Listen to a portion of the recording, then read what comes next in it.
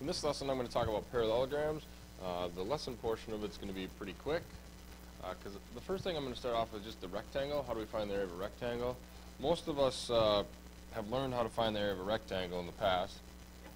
A couple different ways. Some will look at it as this is the length and this is the width, and they'll say, well, I can find the area of a rectangle by doing length times width. Or another way would be, instead of calling it the length, sometimes this is referred to as the base, and then this one is the height. And another way you can find the area of a rectangle is your area equals the base times the height. A couple different options. It's really the same thing, so don't worry about which one you do. I actually prefer this one, but this one is just as good. And I'll show you why I prefer this one on the next slide. Because now I come here and I say, well, how are we going to find the area of this parallelogram? The blue.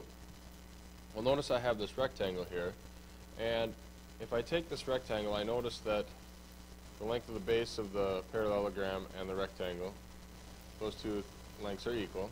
And then if I look at the height of my parallelogram and my rectangle, I notice those are equal as well. Well, what happens then is I can take this rectangle and essentially put it like this, and notice that it's all filled in, other than I have that little triangle over there on the right that's not filled in the rectangle. Well, I can pull this part of the parallelogram off and put it right in there. And now I'll notice that my parallelogram fills the rectangle. So that tells me that if I know the base of the rectangle, or excuse me, the base of the parallelogram and the height of the parallelogram, I'm going to be able to calculate the area of my parallelogram the same way I calculated the area of my rectangle. So I'm going to use area equals base times height. And the reason I did that is because a parallelogram really doesn't have length and width, so I'm going to use the base and height one. So there's the formula to calculate the area of a parallelogram, one that you're going to want to stick into your head and not forget, because it will be very, very beneficial to you.